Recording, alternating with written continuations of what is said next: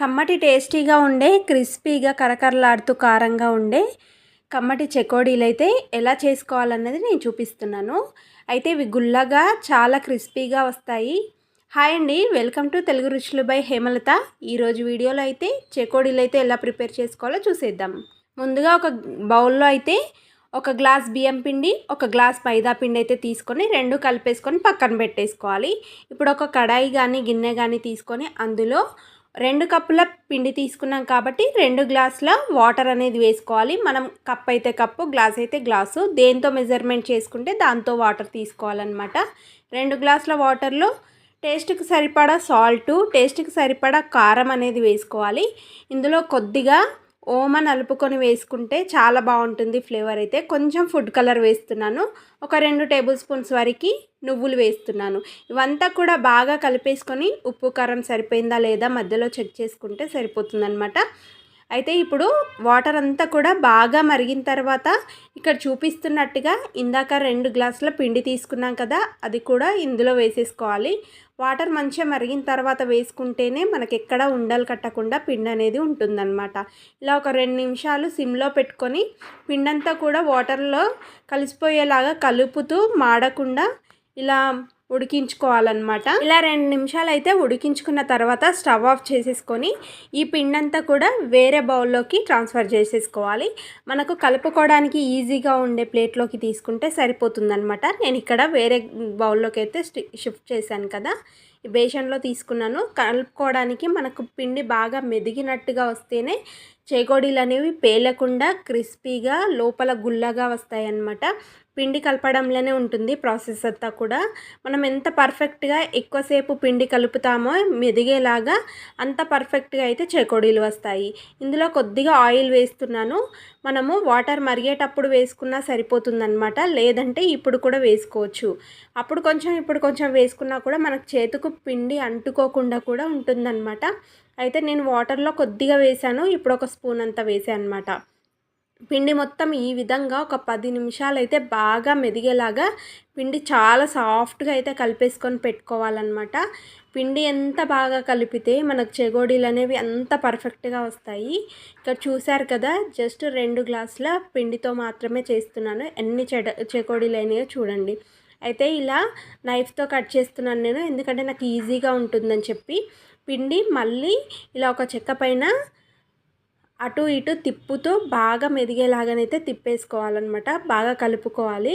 ఇలా నొక్కినట్టుగా మనము అరచేత్తో ఇలా అంటే సరిపోతుందన్నమాట. పొడవుగా వస్తుంది కదా, పొడవు గొట్టంలాగా వచ్చినప్పుడు వాటిని ఒక ఫింగర్కి చుట్టుకొని అక్కడికి కట్ చేసి అంటించేస్తే సరిపోతుందన్నమాట. నేను ఇక్కడ చూపిస్తున్నట్టుగా. లేదు అంటే మురుకుల గొట్టం ఉంటుంది కదా, జంతికల గొట్టంలో వేసుకొని తిప్పుకొని కూడా ఈ విధంగా రింగ్స్ అనేవి చుట్టుకుంటే సరిపోతుందన్నమాట. చెకోడీలో అలా ఈజీగా కూడా చేసేసుకోవచ్చు. ఎక్కువ క్వాంటిటీలో చేసుకున్నప్పుడు జంతికల గొట్టం యూజ్ చేయొచ్చు అనమాట. నేను కొంచెమే కదా, 2 గ్లాసులు అని చెప్పి నేను చేత్తో అయితే చేసి చూపిస్తున్నాను. ఇలా అన్ని చెకోడీలు కూడా ఇలా ఒక్కొక్కటిగా మంచిగా అంటించుకొని అయితే పెట్టేసుకోవాలి. అయితే ఇవి మనం ఒక ప్లేట్లో వేసుకున్నా లేదంటే క్లాత్ మీద వేసుకున్నా ఒక క్లాత్ అయితే కంపల్సరీ కప్పాలి. ఎందుకంటే మనం అన్నీ చేసేలోపు ఇవి ఆరిపోతే డ్రై అయిపోతాయి కదా, మనం జాయింట్స్ చేసుకున్నాం కదా, జాయింట్లు అనేవి ఊడిపోతాయి అన్నమాట. అందుకోసం క్లాత్ అనేది కొంచెం కప్పి ఉంచుకుంటే మనకు ఎక్కడ కూడా జాయింట్స్ ఊడిపోకుండా ఉంటుందన్నమాట. మిగతావన్నీ కూడా ఈ విధంగానే అయితే చేసేసుకోవాలి. చూసారు కదా, ఇలా చేసి నేనైతే క్లాత్ అయితే క్లోజ్ చేసేసాను అనమాట. ఇలా చేసుకుంటూ క్లాత్ క్లోజ్ చేసుకుంటూ మళ్ళీ చేస్తున్నాను. లేదు అంటే ఒక ప్లేట్లో కానీ చాటలో కానీ వేసుకొనైనా తడి క్లాత్ అనేది వేసుకుంటే సరిపోతుంది. ఇప్పుడు ఆయిల్ బాగా మరిగించుకోవాలి. సిమ్లో స్టవ్ పెట్టుకొని ఇప్పుడు చెకోడీలు అనేవి ఎక్కువసేపు వేయించుకోవాలన్నమాట. హై ఫ్లేమ్లో పెడితే లోపల ఉడకవు, మాడిపోతాయి. సిమ్లో పెడితే ఆయిల్ పీల్చేస్తుంది కానీ మంచి కలర్ అనేది రాదనమాట. అందుకే బాగా మరిగిన ఆయిల్లోనే చెకోడీలు వేసుకొని నార్మల్ హీట్ మీద వేయించుకోవాలి. ఎక్కువసేపు వేయించుకుంటే మనకు గుల్లగా లోపల హోల్ బొంగ అనేది ఇరుస్తుంది కదా, అలా వచ్చినప్పుడే చాలా బాగుంటుందన్నమాట చెకోడీలు అయితే. ఇక్కడ చూపిస్తున్నట్టుగా వేయగానే కలపకూడదు అనమాట, అవి విరిగిపోతాయి. ఒక 2 నిమిషాల తర్వాత మనం మీడియం ఫ్లేమ్లో పెట్టాం కదా, 2 నిమిషాల తర్వాత ఇవి విడిపోతాయి అన్నమాట. మనం జాయింట్గా వేసేసినా కూడా ఆయిల్లో వేస్తే అంటుకోకుండా విడివిడిగా వచ్చేస్తాయి. అప్పుడు గరిటెతో ఇక్కడ చూపిస్తున్నట్టుగా కలుపుకుంటే సరిపోతుందన్నమాట. ఇవి ఒక 80% అయితే వేగాయి ఆయిల్లో. ఇప్పుడు తీసేసి పక్కన పెట్టేస్తున్నాను. అయితే ఈ బ్యాచ్ తీసి పక్కన పెట్టిన తర్వాత మళ్ళీ కొత్తవి వేస్తాం కదా, పచ్చివి వేసినప్పుడు అవి వేగిన తర్వాత మళ్ళీ వాటిని కూడా బయటికి తీసేసి నేను ఆల్రెడీ ముందే వేయించుకున్నది ఉంది కదా, 80% వేయించుకున్న చెకోడీలను మళ్ళీ ఆయిల్లో ఫ్రై చేశాను అనమాట. ఇలా 2 సార్లు ఆయిల్లో ఫ్రై చేస్తే మనకు క్రిస్పీగా లోపల గుల్లగా వస్తాయి చెకోడీలు. అయితే చాలా టేస్టీగా బయట కొన్నట్టుగానే ఉంటుందన్నమాట. మనం ఇంట్లో ప్రిపేర్ చేసుకోవడం అలవాటు అయిపోతే ఇంకా బయట కొనాల్సిన పని కూడా లేదు కదా. అయితే నేను ఫుడ్ కలర్ చూసారా, లైట్గా మాత్రమే వేసాను అనమాట. మనకు ఫుడ్ కలర్ వేయకపోయినా పర్లేదు, కాకపోతే ఏంటంటే ఈ కలర్ అనేది రాదనమాట. కొంచెం పేలిపోయినట్టుగా బియ్యం పిండి కలర్ అనేది వస్తుందన్నమాట. కొంచెం వేసి వేయనట్టు చిటికెడు కంటే కొంచెం తక్కువనే వేశాను నేను. అయినా ఇంత బాగా కలర్ వచ్చిందనమాట చెకోడీలు. నేను ఎల్లో కలర్ ఫుడ్ కలర్ అయితే కేసరి కలర్ అయితే వేసాను అనమాట. రెడ్ యూజ్ చేయలేదు. కావాలంటే రెడ్ కలర్ కూడా వేసుకోవచ్చు. లేదు ఫుడ్ కలర్స్ యూజ్ చేయము అనుకునే వాళ్ళైతే పసుపు వేసుకున్నా కూడా మనకు మంచి ఎల్లో కలర్ అయితే చెకోడీలు అయితే వస్తాయి అన్నమాట.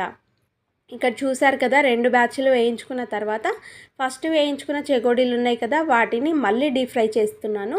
ఇలా 2 సార్లు డీప్ ఫ్రై చేస్తే మనకు కరకరలాడుతూ క్రిస్పీగా వస్తాయి. ఈ వీడియో ఇక్కడ దాకా చూసారంటే ఐ హోప్ మీకు నచ్చే ఉంటుంది కదా. నచ్చితే ఒక లైక్ చేసి, షేర్ చేసి, సబ్స్క్రైబ్ చేయడం అస్సలు మర్చిపోకండి. మరి మన ఛానల్లో స్టిచ్చింగ్ వీడియోస్, కుకింగ్ వీడియోస్ ప్రతివి కూడా చాలా టిప్స్ అండ్ ట్రిక్స్ చాలా ఉంటాయి. ఒక్కసారి మన ఛానల్లో ఉన్న వీడియోస్ చూసి మీకు నచ్చితేనే సబ్స్క్రైబ్ చేసుకోండి. ఇక్కడ చూపిస్తున్నట్టుగా మొత్తం కూడా చెకోడీలు హై ఫ్లేమ్లో పెట్టకుండా నార్మల్గా పెట్టుకొనే వేయించుకోవాలి.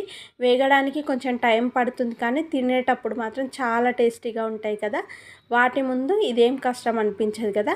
మొత్తానికి ఫైనల్గా చెకోడీలు అయితే ఇలా రెడీ అయిపోయాయి. నేను ఆల్రెడీ ఇలా తుంచి చూపిస్తున్నాను చూడండి. చాలా క్రిస్పీగా పొడి పొడిలాడుతూ చాలా బాగా వచ్చాయి చెకోడీలు అయితే. చూసారు కదా, ఈ విధంగా అయితే చేసుకుంటే చెకోడీలు చాలా టేస్టీగా ఉంటుంది. ఇంకా బయట పిల్లలు కొనియమని అడగాల్సిన పని లేదనమాట. ఇంట్లో చేస్తే హ్యాపీగా తినేస్తారనమాట. మా పిల్లలకైతే బాగా నచ్చాయి చెకోడీలు. ఇంతకు మీకు ఎలా అనిపించిందో కింద కామెంట్ సెక్షన్లో కామెంట్ చేసి సబ్స్క్రైబ్ చేయడం అస్సలు మర్చిపోకండి. మరి చూసారు కదా.